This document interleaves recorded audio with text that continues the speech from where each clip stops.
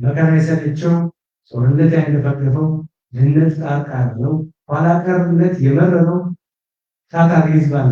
በትክክለኛ መንገድ ወደ ትክክለኛ ግብ የሚመራው ካገኘ ታምር መስራት የሚችል ህዝብ ነው።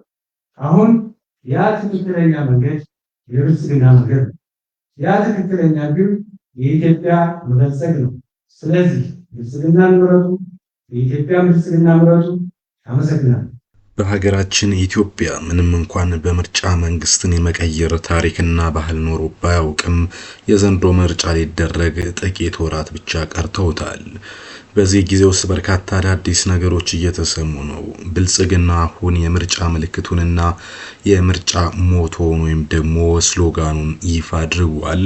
በዝርዝር የምንመለከተው ጉዳያችን ነው። ምርጫ ቦርድ ከምርጫው ጋር በተገናኘ ደግሞ ያራዘመበትንና ያራዘመውን ጉዳይ የተመለከተ መረጃ ይፋ አድርጓል። ደሳለኝ ጫኔም በምርጫ ራሱን ማግለሉን ተከትሎ ዳግም እንዲያጤነው ጥያቄ እየበረታበት መሆኑ ተሰምቷል። እነዚህንና ሌሎችን መረጃዎችን እንነግራችኋለን። ብልጽግና በተለይ በሰባተኛው ሀገራዊ ምርጫ ምልክቱን ይፋ አድርጓል። ይህም ደግሞ የታሰረ የስንዴ ነዶ መሆኑን ይፋ አድርጓል። የዚህንን ምልክት ትርጉም ሚኒስትር ይፋ አድርጓል። ለመሆኑ እናንተ ይህንን የምርጫ ምልክት እንዴት አያችሁት? ምን ያህል ገላጭ ነው የሚለውን ሐሳብ አጋሩን። አንዳንዶቹ በኢትዮጵያ ባለው በአሁኑ የሰላም ሁኔታ ነፃና ፍትሃዊ ምርጫ ማድረግ አይቻልም፣ በሰሜን ኢትዮጵያ ያለው ግጭት ውጥረቱም እየባሰ ነው፣ በኦሮሚያን ተመሳሳይ ጉዳይ ነው ያለው፣ ከሁሉ ነገር ለምርጫ ሰላም ይቀድማል እያሉ ነው።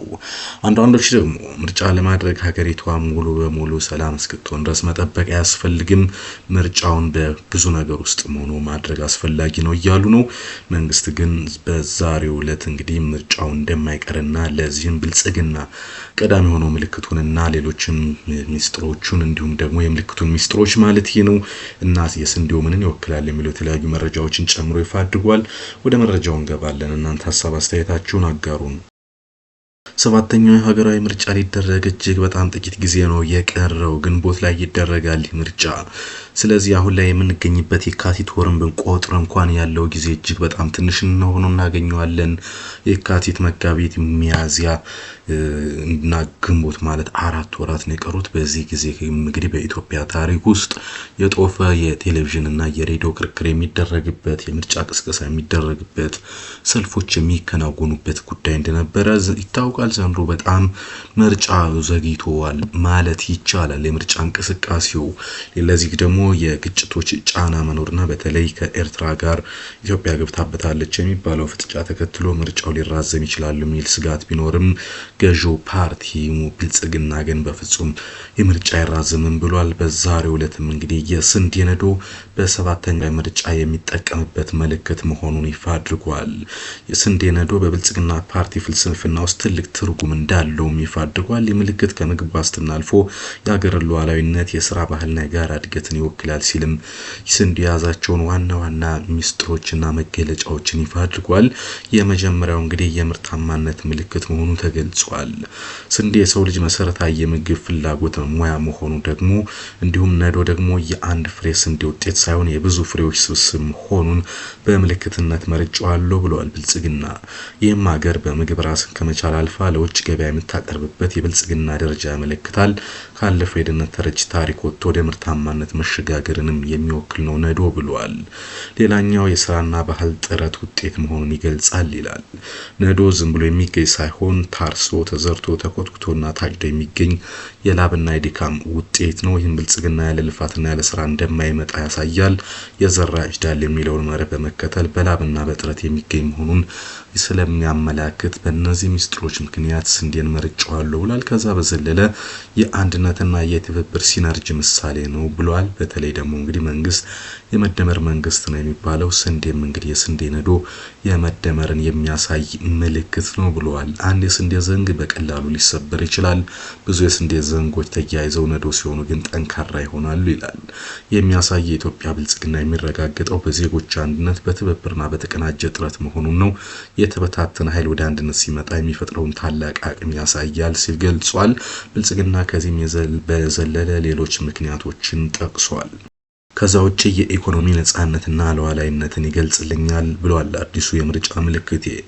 ስንዴ በሀገር ውስጥ በስፋት ማምረት በተለይ ክረምት የመስኖ ለስንዴ ልማት ከውጭ ለሚገባ ስንዴ የሚወጣውን የውጭ ምንዛሪ ያስቀራል።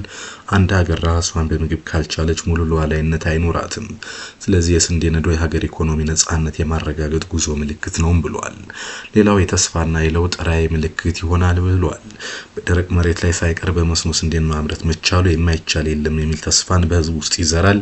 ይህ ለውጥ ደግሞ ከግብርና ባለፈ በኢንዱስትሪና በሌሎች ዘርፎች ሊደገም የሚችል የብልጽግና ሞዴል ተደርጎ ተወስዷል ያለ ስንዴ ነዶ ሲባል ድህነትን አሸንፎ በራስ ጥረት መበልጸግን መተባበርና ተጠቃሚነትን የሚያሳይ ትልቅ ትርጉም አለው ሲል ብልጽግና ገልጿል ማለት ነው። ከዛ በዘለለ እንግዲህ የምርጫ ወሳኝ ነገሮችን መሆኑን ያነሳ ብልጽግና ፓርቲ አዲስ የምርጫ ምልክት በሰባተኛው ጠቅላላ ምርጫ በይፋ እንደሚወዳደርበት ዛሬ ባዘጋጀው መርሃ ግብሩ ላይ ገልጿል። ፓርቲው ግንቦት 24 2018 ለሚካሄደው ጠቅላላ ምርጫ ቦርድ ባስቀመጠው መርሃ ግብር መሰረት ነው የምርጫ ቅስቀሳ ለማካሄድ ዝግጅቴን አጠናቅቄያለሁ ያለው የማኒፌስቶና የምርጫ ምልክቱን በይፋ አስተዋውቋል። በዚህ መሰረት እንግዲህ የስንዴ ነዶ ብልጽግና ፓርቲ የሚወዳደርበት ምልክት መሆኑን አሳውቋል። እንግዲህ ስንዴ ምርታማነት መገለጫ መሆኑ ፓርቲው በሁለንተናዊ መንገድ የምርታማነት ተምሳሌት የሆነች ኢትዮጵያን ለመፍጠር እንደሚሰራ አሳውቋል። ስንዴ መደመርና የመሰናሰል ውጤት በመሆኑ የስንዴ ነዶ የምርጫ ምልክት ማድረጉን ጠቅሷል። ኢትዮጵያን በብልጽግና ጉዞ ከፍ ለማድረግና ለማሰናሰል እንደሚሰራም ገልጿል። በተጨማሪም ኢትዮጵያን እንግዲህ ከተረጅነት ቀንበር ለማውጣት እንደ ምልክት ተወስዶ በርካታ ስራዎች የሚከናወኑበትም ነው ብሏል። ፓርቲው እንግዲህ የሚወዳደርበት መሪ ቃል ደግሞ ኢትዮጵያን ወደ ተምሳሌት ሀገር የሚል ነው። ለዚህም 169 ገጽ ማኒፌስቶ ይፋ አድርጓል። ፓርቲውን የትላንት ስኬቶች የነገን ኢትዮጵያ ብልጽግና ጎዳና ለማራመድ የተያዙ ጥኖች በዝርዝር ያካተትኩበት ነው ብሏል። ትላንትን ማከም፣ ነገን መተለም፣ ፍትሃዊት ኢትዮጵያ፣ ባለሚዛን ኢትዮጵያና ከዳ ወደ እምንዳ የተሻገረ ኢኮኖሚ፣ ከውሃ እስከ ውሃ የጸና ሰላም፣ የቀና ስርዓት 15 ምዕራፎች በያዘው የፓርቲ ማኒፌስቶ መካተቱን በዛሬው ዕለት እንግዲህ ብልጽግና ይፋ አድርጓል። ሌሎች ግን ከአንድ ድምጽ እስከ ሀገር ግንባታ ያለን ምርጫ አንድ ነገር ብቻ ነው እያሉ ነው። ይኸውም እንግዲህ ኢትዮጵያ የትናንትና ድልድይ የዛሬና ተስፋ የነገ ታላቅ ሀገር ድምር ውጤት መሆኗን ይገለጻል። የዘመናት ሀገርነት ልምድና ጥበብ ቢኖርም በፖለቲካ ሽግግር ወቅት የሚገጥሙ ስብራቶችና እንከኖች ግን ለዘመናት ዋጋ እያስከፈሉን ቀጥለዋል። ዘንድሮ የሚካሄደው 2018 ጠቅላላ ምርጫ በዲሞክራሲያዊ ልምምድ ከፍ የምንልበት የፖለቲካ ባህል የሚጎላበት መሆን እንዳለበት በርካቶች እየተናገሩ ነው። የኢትዮጵያን ተስፋ ጠመንጃ ሳይሆን ምርጫ መሆን አለበት እየተባለ ነው። ኢትዮጵያ ካላት ጥልቅ ታሪክ ልምምድ የምንረዳው አንድ ሀገር የምትጸናው በህዝብ ፍቃድና በጋራ ስምምነት እንጂ በኃይል አይደለም የሚል ነው። እንግዲህ ዘንድሮም ስብራቶችን ለመጠገን በጠመንጃ ሳይሆን በሀሳብ የበላይነት መነጋገር፣ መከራከርና መወያየት ያስፈልጋል እየተባለ ነው። ከዛ በዘለለ ሀገራዊ መግባባትን መፍጠር ይገባል እየተባለ ነው። በዋናና ብሔራዊ ጉዳዮች ላይ በካርድ መወሰን፣ የጋራ ኢትዮጵያን ማጽናት ያስፈልጋል እየተባለ ነው። ሌላኛው ግን ልምድና ተስፋ ያሉ ባህላዊ ሴቶችና ልምዶች እንዲሁም ረጅሙን የሀገርነት ልምድ ከዘመናዊ ዲሞክራሲ ጋር አቀናጅተን መምረጥ አለብን እየተባለ ነው። በእርግጥ ኢትዮጵያ በምርጫ 7ኛው ምርጫ ላይ ብትደርስም ከ97 ወዲህ ወይም ደግሞ ከዛም በፊት የተሻለ የሚባል ምርጫን አድርጋ አታውቅም። 97 የተደመደመበት መንገድ በሀገሪቱ በምርጫ ተስፋ እንዳይኖራት ያደረገ ነበር። የበርካቶችን ህይወት የነጠቀውና በርካቶችን ለአካል ጉዳት ያደረገው የ97 ምርጫ ኢትዮጵያ ከዛ በኋላ ከምርጫ ይልቅ በርካቶች ጠመንጃን እንዲመርጡና ዛሬም ድረስ ጫካ እንዲገቡ ያደረገ ጉዳይ መሆኑ የሚታወቅ ነው። በርካቶች ግን ይህም እንዳለ ሆኖ አሁንም ቢሆን ምርጫን መለማመድ ግን አማራጭ የሌለው ምርጫችን ነውና ኢትዮጵያውያን በምርጫ ነው መነጋገር ያለባቸው እያሉ ነው። ሌሎች ደግሞ ምርጫ ለማድረግ የሚመች ስርዓት በሌለበት ሁኔታ ለምርጫ መወዳደር ጊዜን ማባከን ይሆናል እያሉ ነው። ከነዚህ ውስጥ አንዱ ደሳለኝ ጫኔ ነው። ደሳለኝ ጫኔ በቅርቡ ይፋዊ መግለጫ መስጠቱ ይታወቃል። በ2018 ግንቦት 24 በሚካሄደው ምርጫ ላለመሳተፍ መወሰኑን በይፋ መግለጹ ይታወቃል። ይሁንና ካቢኔ የሚወጣም የተለያዩ ፓርቲዎች በአዲስ አበባም ሆነ በባህር ዳር እንዲሁም በየትኛውም ኢትዮጵያ ክፍል ወክለን ተወዳደር የሚል ጥያቄ እያቀረቡልኝ ነው ብሎ ነበር። ይሁንና ግን አሁን ባለው ሁኔታ ተጨማሪ 5 ዓመታት በምክር ቤት ማሳለፌ ያን ያህል ጥቅም የለውም ለኔም ለህዝብ የሚረባ ነገር። በዚህ ምክንያት ራሴን በይፋ ከምርጫ አግልያለሁ ማለቱ የሚታወቅ ነው። ለማንኛውም ደሳለኝ ጫኔ ይህንን ሀሳብ ማንሳቱን ተከትሎ በርካቶች ወደ ምርጫ እንዲመለስና ሀሳቡን እንደገና እንዲያጠኑ እየተጠየቀ ባለበት ወቅት የኢትዮጵያ ብሔራዊ ምርጫ ቦርድ አንድን ጉዳይ የተመለከተ ማራዘሙን መግለጫዎችን ሰጥቷል። የኢትዮጵያ ብሔራዊ ምርጫ ቦርድ በ7ኛው ጠቅላላ ምርጫ ካስተዋወቃቸው አዳዲስ አሰራር ስርዓት ውስጥ የእጩዎች ምዝገባ ሙሉ በሙሉ በቴክኖሎጂ የታገዘ እንዲሆን ማድረግ ነው። ፖለቲካ ፓርቲዎችና የግል እጩዎች በምርጫ ጊዜ ሰሌዳው መሰረት ከጥር 1 2018 ጀምሮ ሲያከናውኑ እንደነበረ የሚታወቅ ጉዳይ ነው። የፖለቲካ ፓርቲዎች እንግዲህ ምዝገባውን ያካሄዱት የሲስተም አስተዳዳሪዎች ለቦርዱ አሳውቀው በ2 ዙር ስልጠና እንዲወስዱ ተደርጓል። በተጨማሪም የምዝገባ ሂደቱን በቀላሉ እንዲረዱ የሚያስችል የማኑዋልና ምዝገባ ቅደም ተከተል የሚያሳይ ቪዲዮ ማጋራቱን ገልጿል።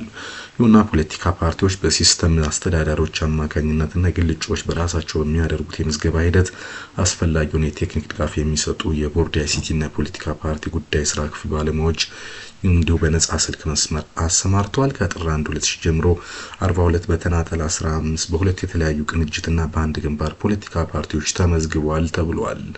ይሁንና በመዝገብ ሂደት ላይ ናቸው አሁንም። ሆኖም ፓርቲዎች እስከ የካቲት 1 ቀን 2018 ድረስ በሚቆየው እጩዎች ምዝገባ ጊዜ ሰሌዳ ውስጥ ምዝገባውን ለማጠናቀቅ እንዳልቻሉ ተሰምቷል። የተለያዩ ምክንያቶችን ጠቅሰዋል። በዚህም እንግዲህ ምርጫ ቦርድ ጊዜው እንዲያራዝምላቸው የተለያዩ ጥያቄዎችን ማቅረባቸው ተሰምቷል። ምዝገባው ሂደት የፖለቲካ ፓርቲዎች እጩዎችን የመመዝገብ ሂደት የተስተዋሉ ተደጋጋሚ እጩ መረጃዎችን መቀየር፣ ያልተሟላ መረጃ ማቅረብ እንደዚሁም በጉ ላይ የተቀመጠውን እጩነት መስፈርት ያለማሟላት ችግር እየታየ ነው ተብሏል። በዚህም እንግዲህ በምዝገባው የታዩ ችግሮችን መሆናቸውን ገልጿል። ቦርዱ እንግዲህ ፖለቲካ ፓርቲዎችና የግል እጩዎች በተቀመጠው ጊዜ እጩን ለማስመዝገብና በእጩነት ለመመዝገብ ያልቻሉባቸው ምክንያቶች ከግምት ውስጥ አስገብቷል ተብሏል። የካቲት 1 ቀን 2018 ይጠናቀቃል የተባለ የእጩ ምዝገባ ጊዜ ገደብ ወደ የካቲት 16 ቀን 2018 ዓ.ም አራዝሟል። ይህም እንግዲህ በጠቅላላ ምርጫ ጊዜ ሰሌዳ ላይ ጫና አይፈጥርም ወይ ተብሎ ለሚነሳው ጥያቄ ምርጫ ቦርድ እስካሁን በይፋ መግለጫ አልሰጠም። ለማንኛውም ግን ብልጽግና ፓርቲ በዛሬው ዕለት እንግዲህ የምርጫ ምልክቱን በዘንድሮ ዓመት በይፋ ያደረገ ፓርቲ ቀዳሚ ፓርቲ ሆኗል። እንግዲህ ቀጣይ ሌሎች ዘገባዎችን በተከታታይ እናደርሳለን። ያውን ጉና በቃው ቻው ቻው።